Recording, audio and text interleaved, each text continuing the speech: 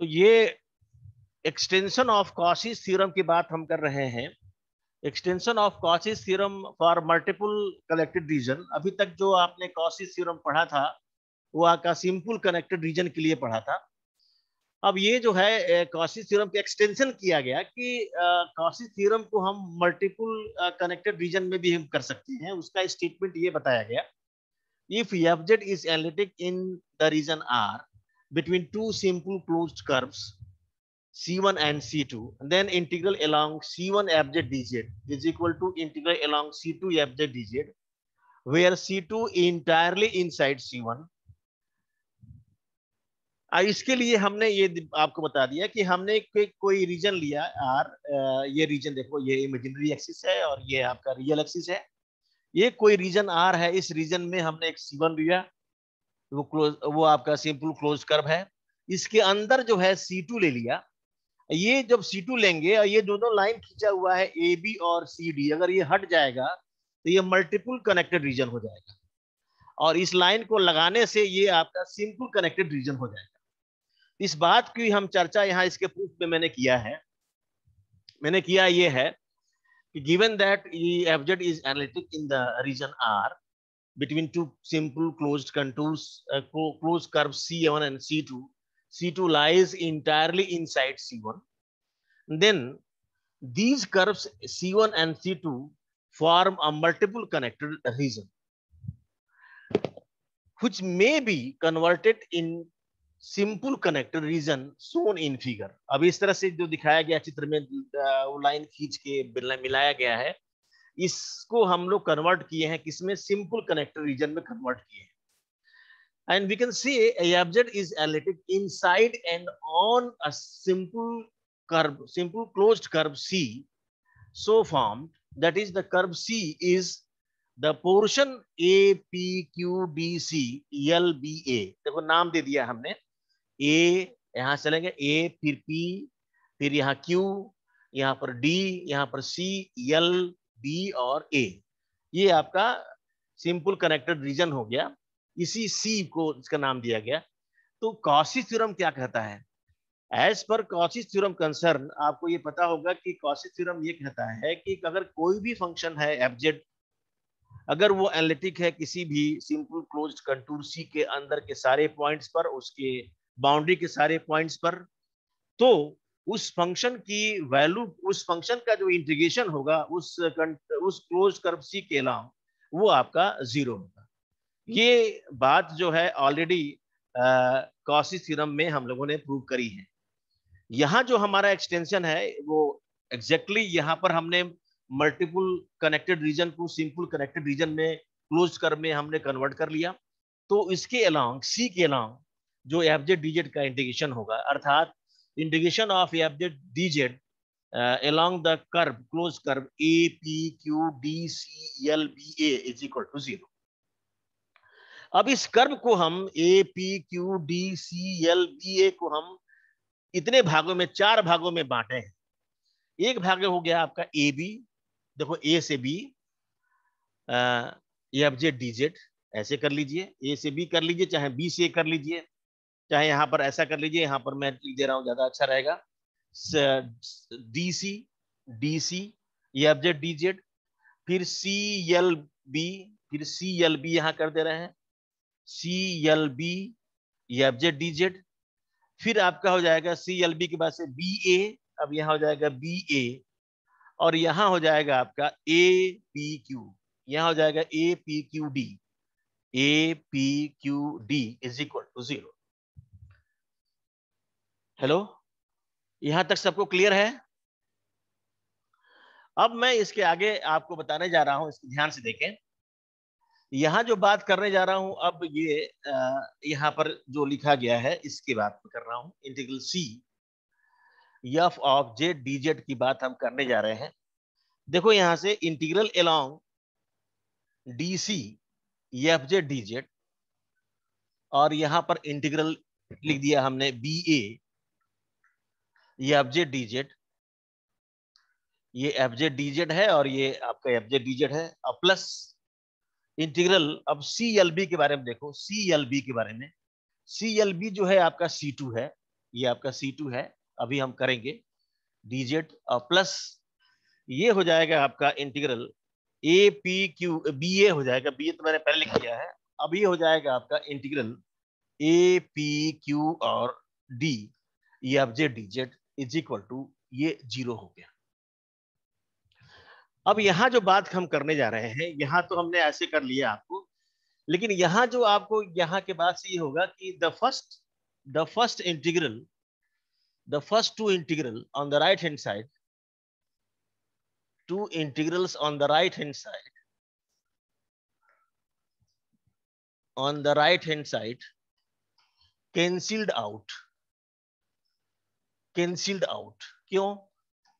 क्योंकि देखो a से b है और b से a है, दोनों एक ही लाइन है, लेंथ भी वही है, तो ये दोनों एक आपका अपोजिट डायरेक्शन भी है, एक इससे इधर है, एक उधर उधर, एक उधर से उधर है। लेकिन जब यहां मिला हमारे पास, अब जो ये दोनों कैंसिल हो गया, तो अब ये बचेगा सिर्फ हमारा इंटीग्रल, ये हो जाएगा C1 f z d Z, और ये जो मिलेगा आपका integral minus C two f z d z, ये मिलेगा इज इक्वल टू 0। तो यहां से ये मिल गया आपको, this implies integral C1 f z d z is equal to integral C2, क्योंकि यहां से ये मिलेगा integral C1 f z d z minus integral C2 fz dz is equal to 0, and so it is f of z dz, hence proved। अब ये prove हो गया, ये प्रूव हो गया। बात समझ में आ रही है?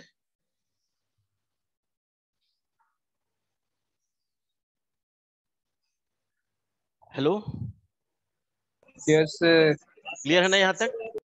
अब इसको हाँ। आप नोट कर लें, फिर मैं आगे बढ़ता हूं। हेलो, ये कुछ पूछना हो इसमें तो पूछ लें आप।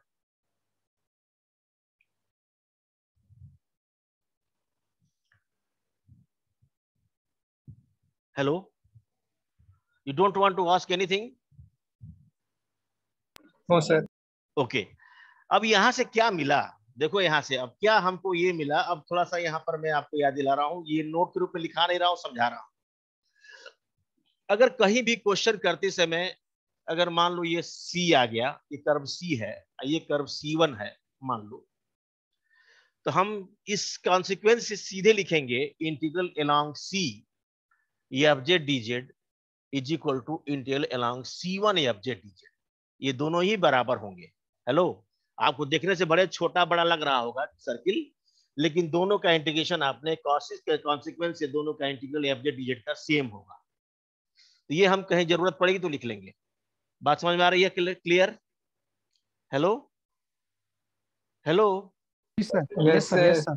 हाँ, तो कहीं जरूरत होगी तो हम इसको लिख लेंगे। चाहे मान लो अगर कहीं जरूरत पड़ती है, एक और आ जाता है C2 आ जाता है, तो इसको भी ऐसे भी लिख सकते हैं हम, integral C f z d z is equal to integral C1 f z d Z, और यहाँ पर is equal to integral C2 f z d z, ये तीनों बराबर हो जाएंगे। इसलिए आप इसके लिए जरूरत पड़ने पर इस्तेमाल किया जाएगा सीधे। अब हम चलते हैं, एक आपको बताना है कॉसी इंटीग्रल फार्मूला। अभी तक तो कॉसी थ्योरम पढ़ रहे थे आप, अब आपको पढ़ना है quasi integral formula. It is very important, इसका प्रूफ भी, इसका और इसका स्टेटमेंट भी, और इस पर आधारित ढेर सारे क्वेश्चन भी बनते हैं।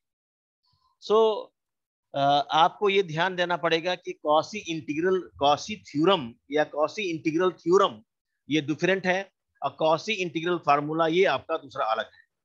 इस चीज का आपको बिल्कुल ध्यान देकर करिएगा, क्योंकि कभी कभी क्वेश्चंस आ जाते हैं आपके एग्जामिनेशन में, आप समझ नहीं पाते हो, उस क्वेश्चन को आपको ध्यान से पढ़िएगा, तब जाके क्लियर होगा कि वो कॉसी थ्योरम पूछ रहे हैं, कॉसी इंटीग्रल थ्योरम के नाम से पूछ रहे हैं, या कॉसी इंटीग्रल फार्मूले के नाम से पूछ रहे हैं। कॉसी इंटीग्रल थ्योरम में क्या होता है, integral C f z d Z बराबर 0 होता है, लेकिन देखिए यहाँ कॉसी इंटीग्रल फार्मूले में क्या होता है, इस चीज का हम जा रहे हैं बताने यहाँ पर। तो यहाँ लिखिए, स्टेटमेंट है quasi integral formula, Cauchy's integral formula.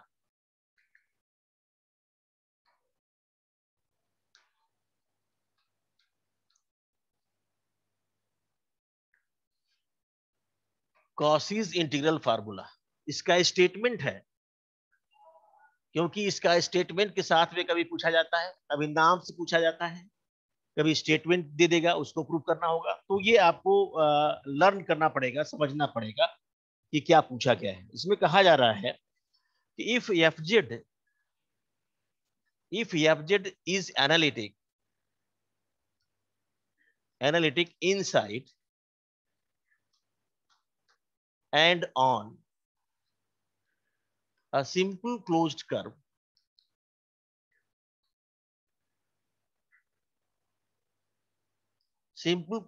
C.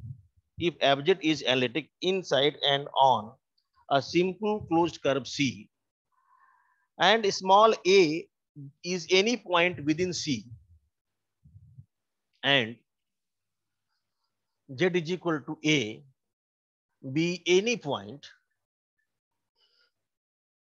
inside C, in z is equal to a, be any point inside C, then f of a is equal to 1 upon 2 pi I integral C f of z upon z minus a dz. This formula is known as Cauchy integral formula. This formula is known as Cauchy integral formula.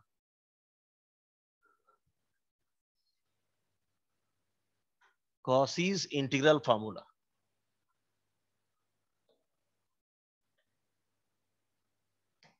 अब इसका proof चलते हैं हम लोग देखने के लिए।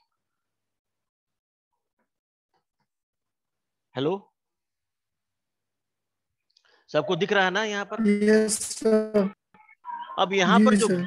अब हमारे पास क्या क्या गिवन है, यहाँ पर हम जा रहे हैं आपको एक बनाने। इमेजिनरी एक्सिस यहाँ पर है, जिसको हम लोग वाई एक्सिस के नाम से जानते हैं।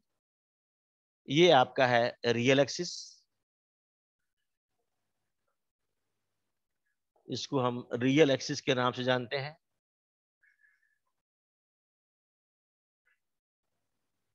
ये आपका ओरिजिन है, और यहां पर कोई भी हम ले लेते हैं एक्स वाई प्लेन में, एक कंटूर ले लेते हैं, सिंपल क्लोज्ड कर्व, ये सी ले लेते हैं,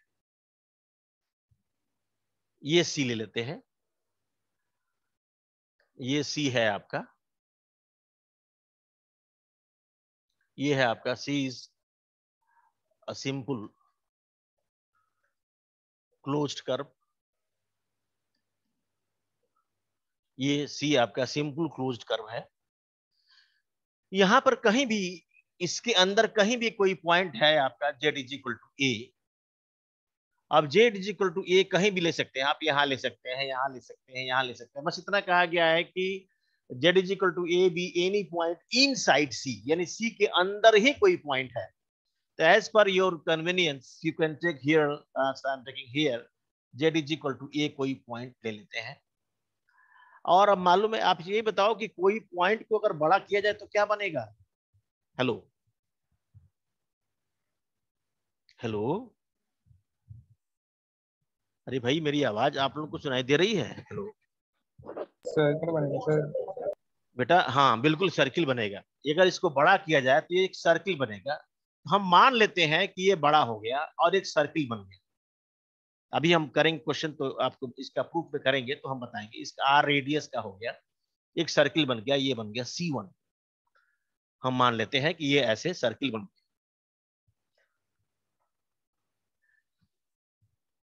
ठीक है। अब इसको हमको करना है,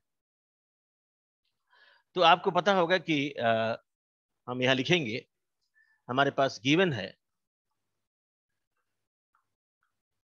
given that f of z is analytic inside and on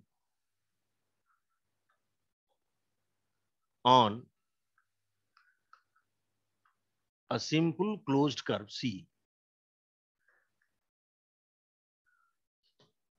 Given that fz is analytic inside and on a simple closed curve C.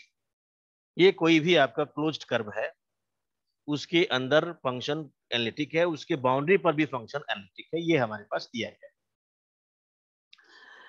साथ में ये भी दिया गया है कि and z is equal to a is any point inside C, और z is equal to a जो है आपका कोई पॉइंट है इनसाइड C के अंदर, कोई भी पॉइंट है। ये दो बातें हमको दी गई हैं। हम क्या करते हैं, let the point C describes a small circle,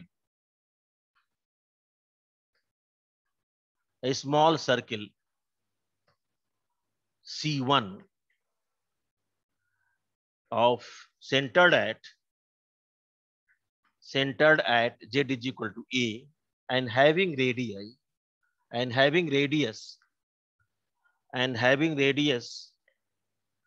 small r, very small. You know what is very small? आप क्या जानते हैं? नहीं, वेरी स्मॉल का मतलब हो गया कि r टेंडिंग टू 0। बात समझ में आ रही है हमारी? Hello? Yes sir. Very small का मतलब हुआ कि r इज टेंडिंग टू 0। आगे हम ले सकते हैं। अब आप बताइए, ये हमने ले लिया। We now consider,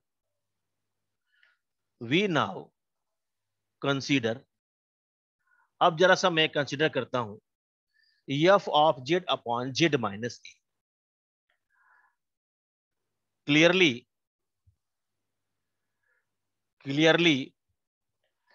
it is, ये बताओ स्पेलिंग वगैरह तुम लोग पढ़ ले रहे हो ना? हेलो? यस सर, बहुत अच्छे से। हाँ, कोई दिक्कत होगा तो आप पूछ लीजिएगा, मैं आपको फिर से समझा दूंगा। क्लियरली इट इज एनालिटिक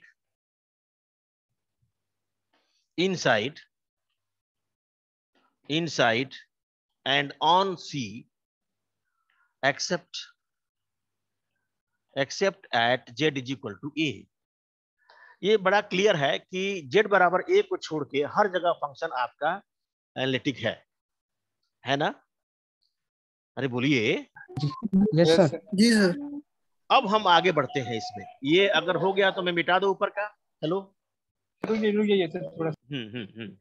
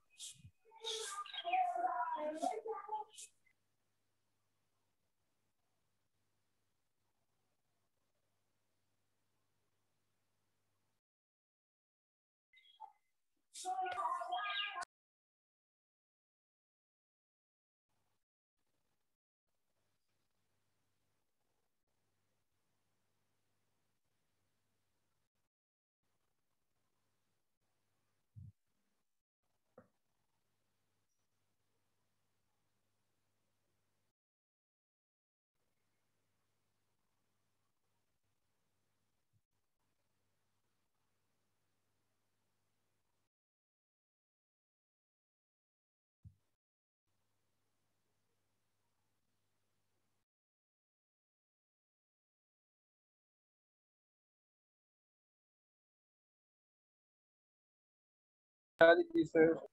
हो गया? Yes sir. अब यहां देखो ध्यान से, यहां पर हम क्या करेंगे, यहां पर अब हम जो लिखने जा रहे हैं इसको ध्यान से देखिए। इंटीग्रल C, अब यहां लिखेंगे now by consequence of Cauchy's theorem, now by consequence of Cauchy's theorem, या इस तरह कह लीजिए by extension of Cauchy theorem, by extension ज्यादा अच्छा रहेगा, एक्सटेंशन ऑफ कॉसीस थ्योरम,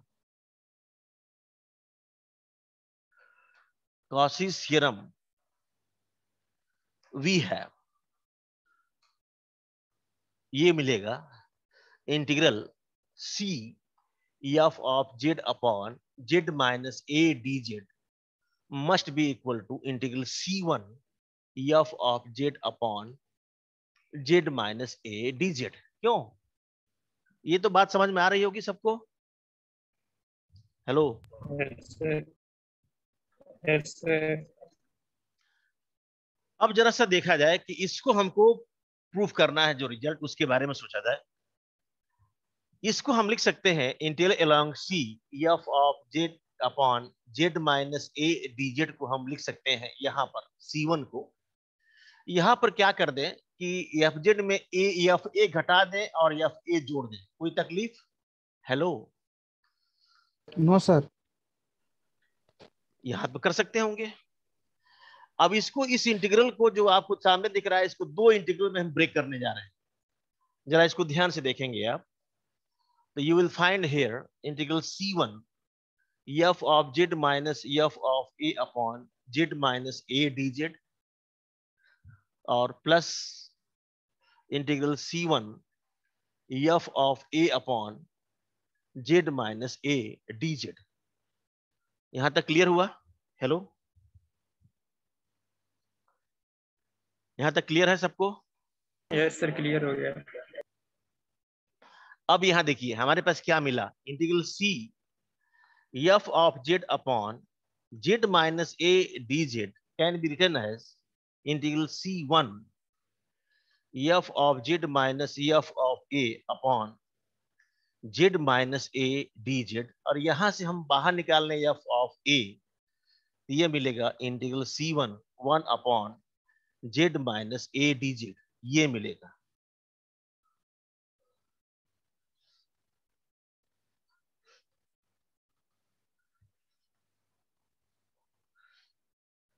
यहां तक क्लियर हो गया? सर फिगर में क्या लिखे हैं? जी सर। कहां पर जी फिगर है? सर। कहां? हो गया यहाँ सर। हो गया ना। अब देखो यहाँ पर क्या होगा। इस इंटीग्रल C1 C मिला F of Z upon Z minus A D Z की बात कर रहे हैं। इसको मान लेते हैं I1, इसको मान लेते हैं F of A into I2, इसको मान लेते हैं इक्वेशन नंबर 1, यस सर। इसको मान लेते हैं इक्वेशन नंबर 1। तो अब देखें वेयर, अब ये बताएंगे हम वेयर I1 क्या है। वेयर I1 है आपका integral C1 F of Z minus F of A upon Z minus A D Z, और ये I2 की जी वैल्यू सर। है integral C1 d z upon Z minus A D z. अब आप बताइए C1 कैसा है? जी sir. Since C1 is a circle, है ना, C1 is a circle yes sir.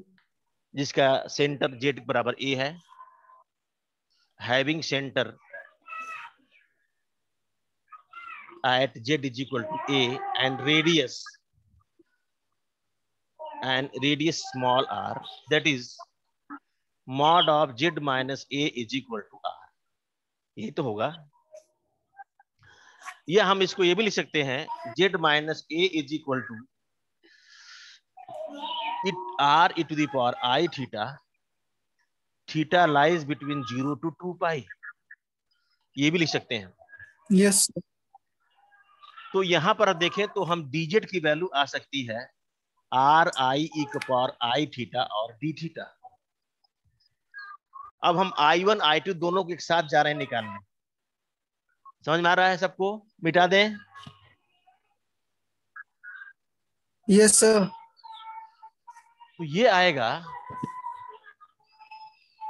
जो I1 की वैल्यू आ रही है अब, वो जाएगी आपकी इंटीग्रल 0 से 2 पाई एफ ऑफ जेड का मतलब एफ ऑफ आर ई का power i theta, sorry z का हो जाएगा आपका a plus r e to the power i theta minus F of a divided by z minus a की जगह हो जाएगा आर ई के पावर आई थीटा और i r e to the power i theta d theta, ये हो जाएगा I1। Hello, yes sir. Yes sir. बात समझ में आ रही है सबको? Yes sir. अब ये आई थीटा से आई थीटा कैंसिल, आर से आर कैंसिल। अब यहां जो आया वो आया 0 से 2 pi f of a plus r e to the power i theta minus F of a, अब ब्रैकेट के बाहर हो जाएगा D I times D theta, है ना। Yes sir. आर जी कैसा सर। है, सिंस आर क्या है, सर्कल। अरे यार आर रेडियस है, वो भी वेरी स्मॉल था रेडियस है। यार, अब वेरी स्मॉल था। Hello, yes sir. R very small था, और दिस इंप्लाई दैट इज हम ले सकते हैं आर इज टेंडिंग टू 0। जब r tending to 0 then what is I1,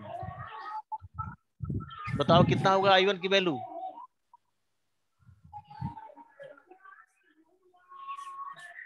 अरे यार कुछ तो बोलो, सर यहाँ पर आर बराबर आर की 0 वैल्यू, भरोगे, 0 आर वाला भरोगे टर्म 0 हो जाएगा सर। कितना बचेगा, इसकी वैल्यू कितनी आएगी। Sir F of A minus हाँ, एफ ऑफ ए, कितना आएगा, सर 0 हो जाएगा। 0 हो जाएगा, बिल्कुल सही। ये I1 की वैल्यू 0 मिल गई। अब चलते हैं I2 के लिए। नाउ I2 को बताइए। I2 हमारे पास है, फिर हो जाएगा 0 से 2 पाई और dz हो जाएगा आर आई ई के power i theta d theta divided by R E के पावर आई थीटा, यही तो होगा। हेलो,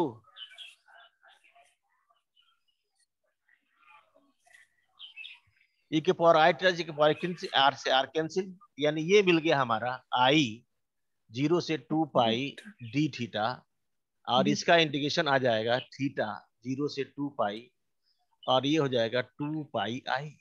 तो यानी I2 की वैल्यू मिल गई 2 पाई आई। 2 पाई। अब इक्वेशन 1 तुम्हारे सामने लिखा हुआ है। जी सर। इक्वेशन 1 में आपको भरना है इसमें, तो यहां पर आपको ये तो वैसे ही रहेगा, I1 0 हो जी जाएगा, सर। और यहाँ लिखाएगा जी आपका सर। 2 पाई आई। यहाँ लिखेंगे हम लोग, यहाँ लिखेंगे putting the values of I1 and I2 in equation 2, in equation 1 we get, तो क्या मिलेगा यहाँ पर, यहाँ पे मिल जाएगा integral C f of z upon z minus a dz is equal to I1 0 हो गया, f ऑफ a हो गया, और I2 की वैल्यू है 2 पाई आई। अब ये बताओ what is f of a, f of a कितना आएगा,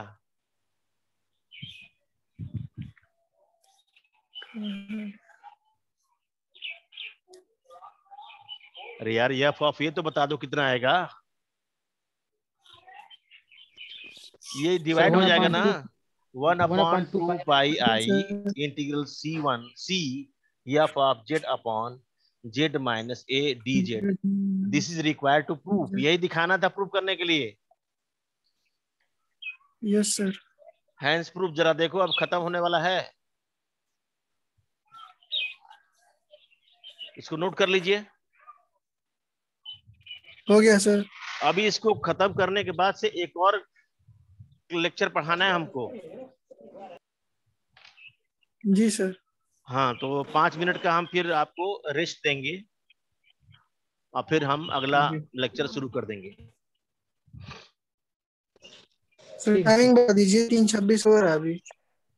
हाँ, तो 3:26 हो रहा है, तो भाई अगला लेक्चर तो आपको 3:35 शुरू होता है ना, 4:30 तक।